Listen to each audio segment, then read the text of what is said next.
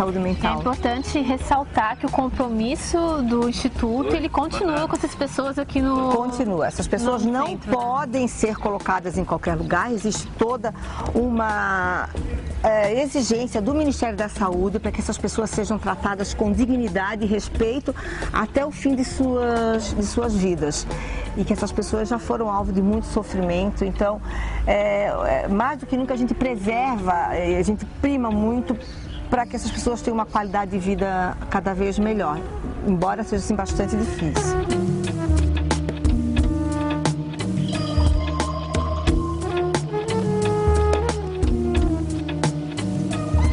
Bom, aqui nós estamos na parte do Instituto de Psiquiatria e a enfermeira Eliane estava comentando com a gente que eles têm um convênio com a Fundação de Educação Especial, porque tem que ter uma diferença no tratamento, né, Eliane? Sim.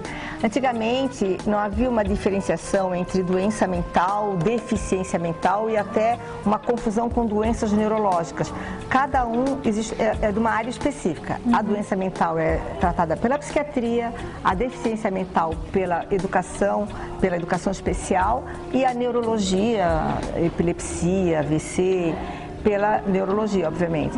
E antigamente internavam todos. Dessa época sobraram muitos deficientes mentais.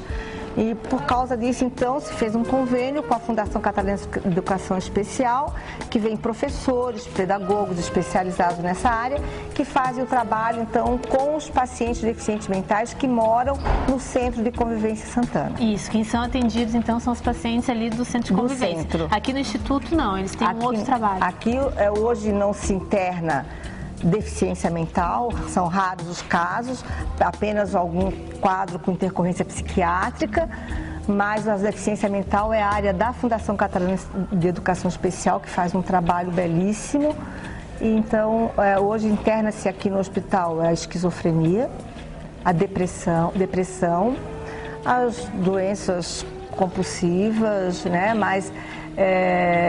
e muita droga, né, hoje, dependência química, que é uma busca bastante grande, que nós ainda temos déficit bastante grande nessa área no estado, né? Mas assim, a depressão e a esquizofrenia é são as nossas maiores internações.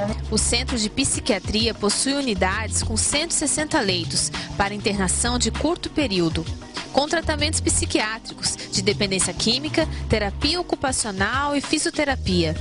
A triagem funciona 24 horas com atendimento realizado por um médico e acompanhamento de assistente social. Também possui um centro cirúrgico para pequenas intervenções.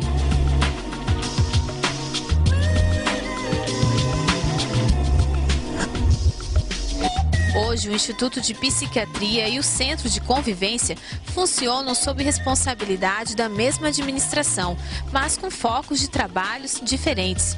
As duas instituições que funcionam aqui na Colônia Santana, elas têm trabalhos e focos diferentes. Nós estamos aqui no centro que funciona o Instituto Psiquiátrico. Eliane, como é que pegar a necessidade de cada paciente, já que são necessidades diferentes, né? São populações diferentes, lá são pessoas do antigo Hospital Colônia Santana, que ficaram muito tempo aqui internadas, e o objetivo é que essas pessoas sejam ressocializadas. Como elas estiveram muito tempo afastadas do meio social e não têm as mesmas oportunidades de pessoas que transitam entre a comunidade e o hospital, essas pessoas, a gente traz para essas pessoas, oferece às pessoas teatro, cinema, passeio na praia, oferece várias oportunidades, viagens, inclusive, eles vão viajar, a gente faz excursão, com os recursos deles próprios, recursos que a gente consegue com o hospital. Mas a mesma coisa a gente já não faz com o pessoal que está internado no Instituto de Psiquiatria, porque o objetivo não é fazer essa oferta que aumente essa permanência deles no hospital, porque se essa pessoa interna e a gente fica oferecendo passeio, viagem e outras coisas, isso vai fazer com que aumente esse tempo de permanência no hospital e acabe fazendo com que ele passe a gostar e se institucionalizar cada vez mais, que é permanecer maior tempo no hospital. A oferta ela tem que ser esta hospitalar, comunitária, e aqui é só o tratamento. O tratamento do doente psiquiátrico de curta permanência, ele é multiprofissional, ele passa por vários profissionais, enfermeiros, médicos, assistentes sociais, psicólogos, terapeutas ocupacionais, professores de educação física. O medicamento, então, ele é psicoterápico e medicamentoso. O tratamento, desculpa, é psicoterápico e medicamentoso. E no centro de convivência também vocês tentam mostrar um lar, né, para os pacientes. Isso. Socializar eles, né? Isso. As enfermarias, elas têm aspecto de casas. Então tem refeitório, tem a salinha de janta, a salinha de visita, a salinha de televisão, a cozinha, a copinha. Já as unidades do Instituto de Psiquiatria são enfermarias clássicas, com posto de enfermagem, os leitos distribuídos nos diversos quartos. Atualmente, a instituição possui mais de 400 funcionários, entre médicos e enfermeiros, assistentes sociais, cozinheiros e manutenção. Na época da fundação do Hospital Colônia Santana, essa estrutura toda já existia. Nós temos ali agora que é o Instituto de Psiquiatria, o Centro de Convivência e também continua por essa Casa Amarela que tem mais moradores. Eliane, é enorme essa estrutura aqui nessa região, né? Na realidade, existia muito mais do que existe hoje, porque muitas dos espaços físicos, das construções se perderam com o tempo.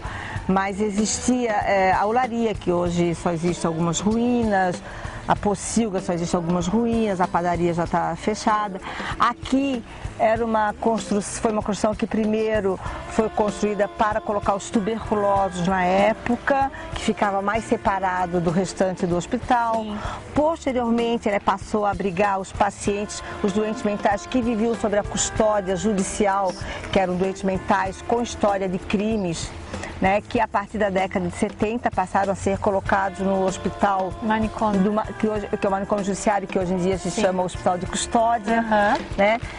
E hoje moram aqui ainda 55 moradores nesse hospital, como um anexo, como uma parte ainda do Centro de Convivência Santana.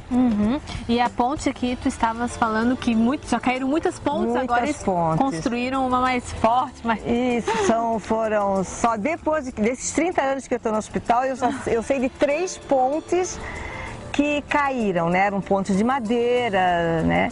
E anteriormente teve uma ponte de concreto que também a enchente levou, e essa última agora que foi construída pelo Estado que realmente assim, ela é bem mais alta que o rio, aí acho que não vai cair com as próximas enchentes. O rio Maruim que ele corta, o rio Maruim que corta toda a estrutura da Colônia Santana. Aproveitar que a gente está nesse espaço aqui, Eliane, tu estavas falando que a comunidade ela cresceu em volta da Colônia Santana. Isso, a comunidade ela cresceu, isso aqui era um lugar bastante abandonado, praticamente só existia o hospital, e com o tempo a comunidade foi crescendo e a comunidade foi invadindo os espaços que outrora foram do hospital.